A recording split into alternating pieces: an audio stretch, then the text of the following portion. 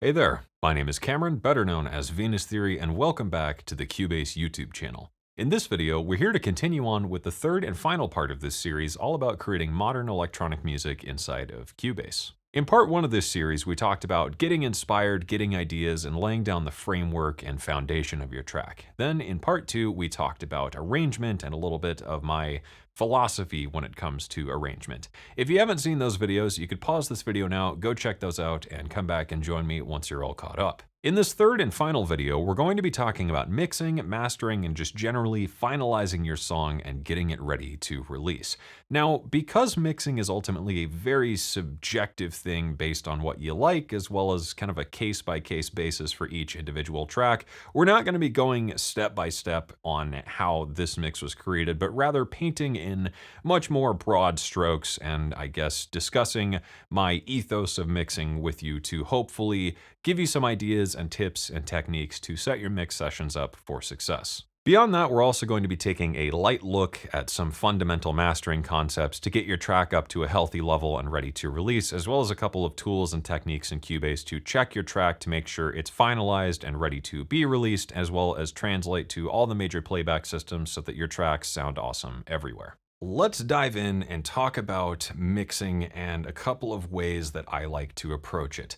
Up until this point, you've been listening to a roughly balanced version of this track, but I have now zeroed out all the faders here. If we take a look at the mixer, everything has been set to 0 or unity gain, just so we can get an idea of the absolute raw balance of this mix. In fairness, this isn't the most realistic way to represent what you might be hearing at the start of your mixing sessions, because there are often a lot of micro adjustments and small mixing decisions made along the way to keep the session flowing and keep it inspired, because if it sounded like this as you were working on it the whole time, you'd probably be like, wow, this is a complete disaster and I'm totally done with this. But the broad point here being, I just want to demonstrate a concept. I'm a really big believer in mixing faders first, and this is something that was instilled in me by a lot of my production mentors, because taking a song from a raw balance to a mixed product can be often pretty straightforward. If we take a listen to this right now, it's going to sound like an absolute disaster, but quick volume warning, it's going to be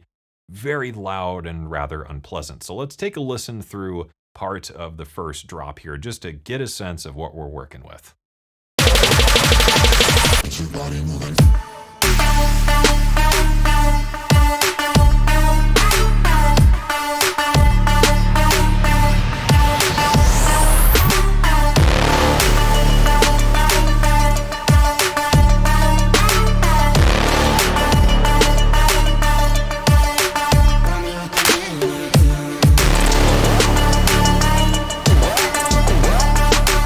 Now, what I want to point out here is that as you listen to your songs in their rougher stages, there's a little voice in the back of your head that says, wow, that's way too loud. Wow, that's really bright and it hurts my ears. Wow, I wish that kick wasn't like punching my skull in. And man, that bass is just way too obnoxious. And these are the little key points that I think are important to keep in the back of your mind as you start approaching a session to mix it. Now, here we are in the next session, and this is a mix done using the faders only. So this is the first thing I reach for. I go through and strike as good of a balance as I can for the whole mix, only touching the faders and maybe panning whenever that's needed as well. I'm not gonna do any EQ, no compression, no extra effects, no nothing like that. Just get it as good as I possibly can using only the faders. I think my entire philosophy for mixing stems down to its core from a quote from the movie The Incredibles, which is,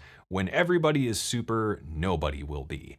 And that's a very big point for mixing, because if everything is as loud and amazing as sounding as it can be, then nothing really takes the priority in your mix. This is where we call back to the second video about arrangement. We need to know what's going on at what time, and as a mix engineer, we need to understand how to translate that. What element is going to take the forefront and therefore be the priority in the mix at that moment, and how is that going to change over time, and what can we do to assist in that happening by way of only touching the faders?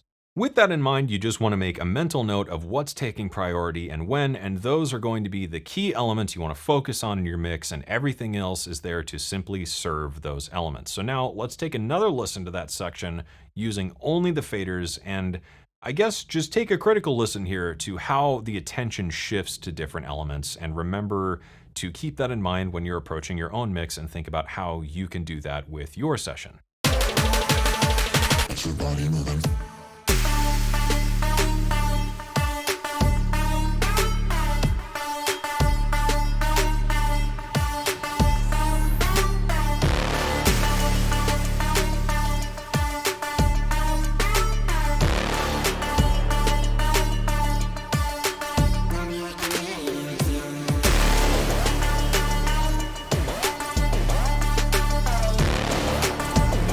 Now, it's kind of subtle, but we've got a track that sounds a lot more listenable. But there are a few little points of contention, and those are the things we're going to address next.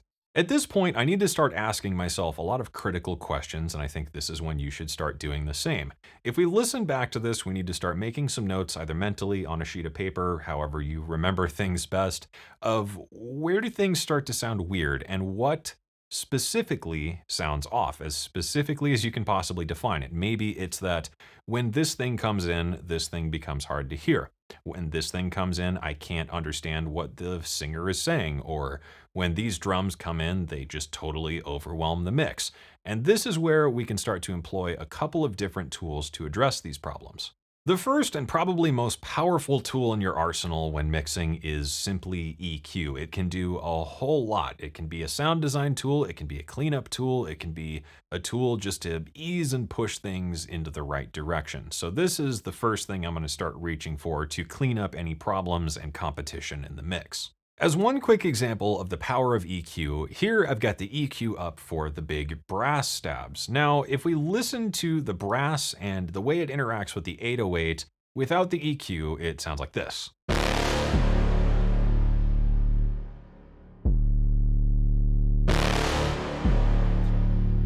Now, this doesn't sound bad in isolation, but in the context of the mix, an interesting sort of problem emerges.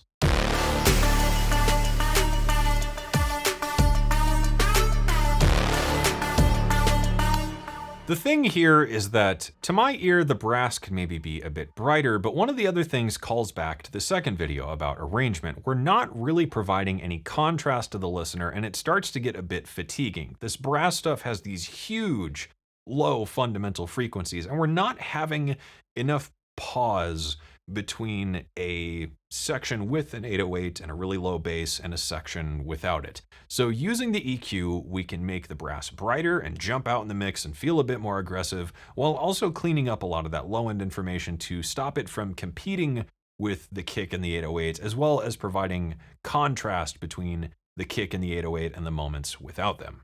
Bringing in the EQ, let's take another listen now to the brass and 808 and how they interact.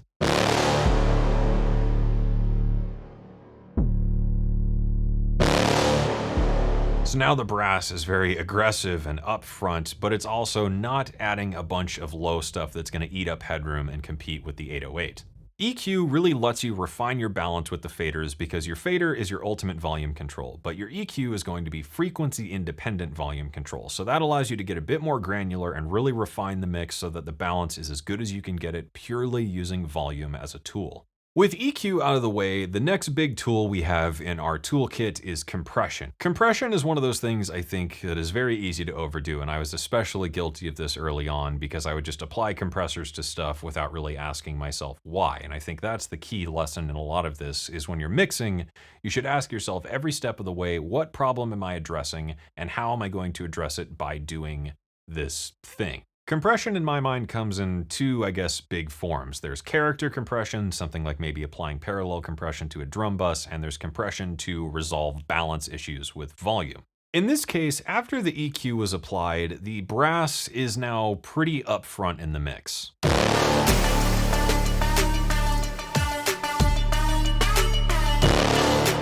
But once we move into this B drop, it sounds pretty okay. Maybe still a little bit loud, so we might back off the fader a bit, but there's still gonna be a bit of a difference in a point in the mix when it's too loud and too quiet, and that is where a compressor comes in.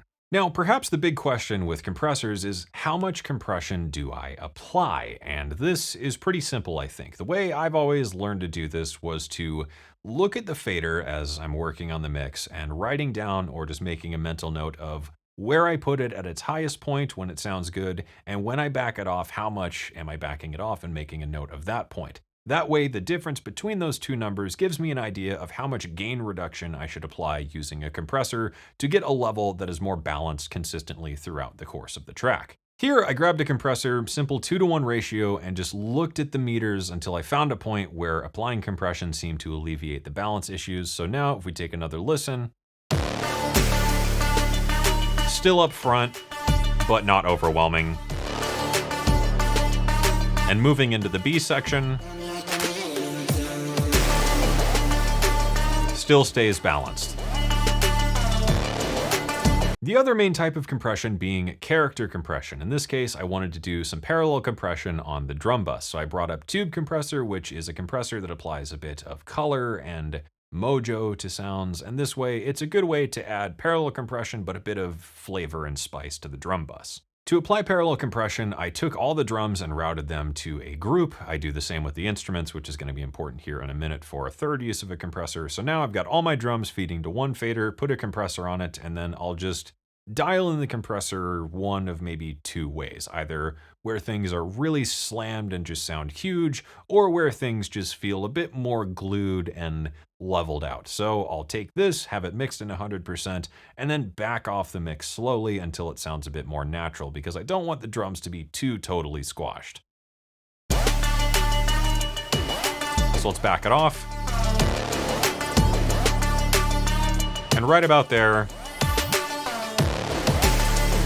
we're getting a bit of snap and punch from the original signal with the added boost and lift of the compressor. Another great tool in modern mixing especially is a soft clipper to enhance perceived loudness. So I put a soft clipper on the drum bus to add a bit of distortion and grit to the drums overall because, again, mixing is about serving the artistic vision. And this track is very swaggy and big and bad and has a pretty aggressive character to it. So I wanted to bring a bit more aggression to the overall sound by saturating the drums. This also just helps them poke up in the mix by making them feel louder than they are by adding harmonics through saturation.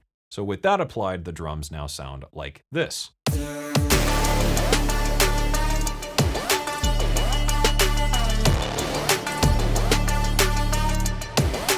So a lot more punchy, a lot more upfront. The third way to utilize compression would be a sidechain compressor, and this is especially important in a lot of modern music production. Here, we're going to be doing a bit more of a basic flavor of it, but there are a lot of interesting ways to utilize sidechain compression in the mix. Here, I've got a compressor applied to the instrument bus, and I just assigned the kick drum to it. This way, the kick drum is going to trigger this and duck the instruments out of the way. That way, the kick is just going to punch through and feel a bit bigger. Now, you'll notice I'm not totally killing it. I'm just applying a little bit to the point where it feels natural and the kick drum just stands out a little bit more. With all that, our song is now effectively mixed. Everything sounds good, so at this point, I'll just check through different sections. You know, how's the intro feeling? How's this drop? Maybe the mid section. All feels pretty good. Let's check the very end. Cool, I'm rocking and rolling. My mix is done. Everything is sounding as good as I can really get it. Now we're gonna move on to finalizing the track. First up, I like to bring in a frequency. This way I can apply just some basic mastering EQ just to balance things out and tweak the mix a little bit. So here I just found a little bit of a fundamental boost to add some big low-end weight to things, and then just a little bit of high-end sheen. Other than that, it felt pretty good, and I'm just using a reference track to figure out how does my mix compare to the tonal balance of something that I aspire to get my mix to sound like. A little bit of EQ goes a long way on the master bus, and this just lifts up the track, makes it feel a bit deeper, a little bit more bold, and a little bit more bright and sparkly.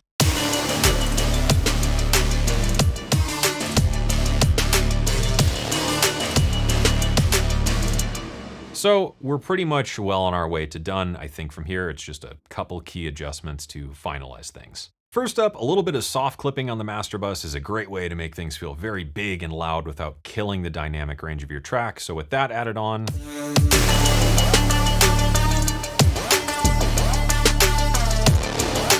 the track is getting really upfront and really punchy. Here, I think the drums are starting to poke up a bit much, and I think we could alleviate that either by going back in the mix and tweaking the level, or just adding a bit of master bus compression to glue the whole track back together. For the master bus compressor, I went in and grabbed the good old compressor. I found a mastering preset that I think sounded pretty good, and then just applied a few tweaks to things like the release as well as the threshold, and that just glues the whole track back down together.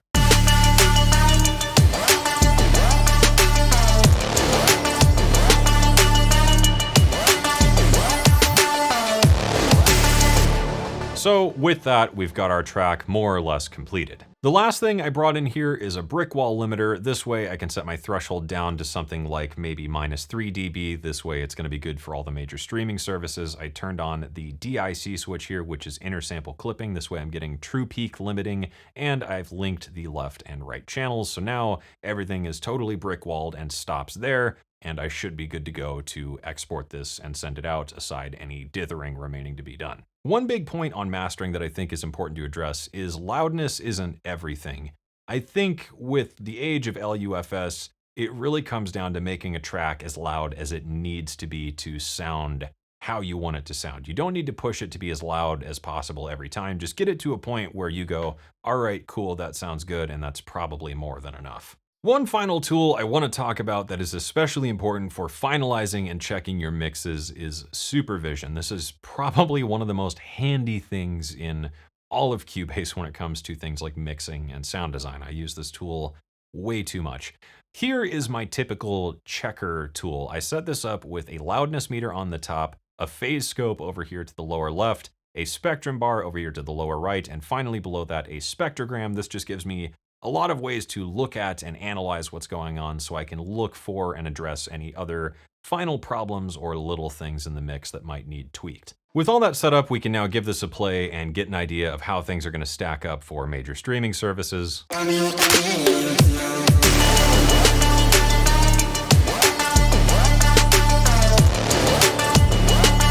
So, taking a look here, we're maybe coming in a little bit hot, but I think we're close enough with a bit of a margin of error.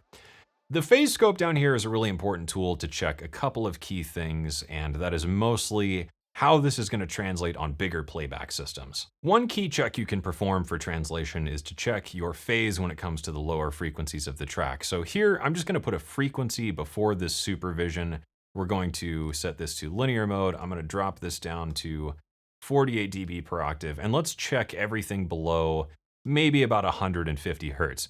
Now, if you don't know how to read this, basically the more up and down it is, the more in phase things are, the wider or more skewed it is, the more out of phase they are. So typically what we want to see for content below, especially about 100 or 50 hertz, is going to be as in phase as possible and as mono as possible, because when it comes to big playback systems, any phase cancellation on the low end is just going to make your track sound really weak. So here, looks like we're doing really, really good. We could bring this down even more, checking just the sub stuff. So we are pretty much golden. Another really great check you can do just to see how your track is going to translate is maybe set this to a low and high pass 12 dB per octave. I'm going to set this high pass to 350 hertz, and I'm going to set the low pass to about 5,000 hertz. This way we get just kind of a super mid-focused version of this track, and we can make sure we can hear everything clearly.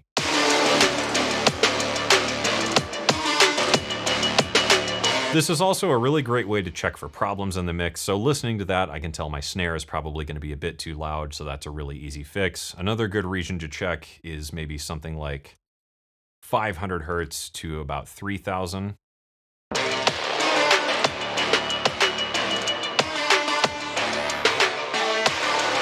And that's sounding pretty good. Again, I think the snare is the standout element, so that's something that's very easy to adjust.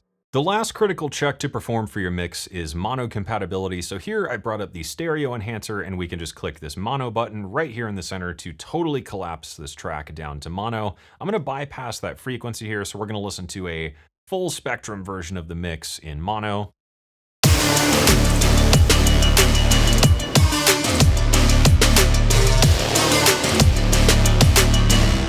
Sounds pretty good. I don't think we're really getting any major phase issues. We'll check this again by bringing in that frequency, and we'll have just a mid-range mono version of the mix.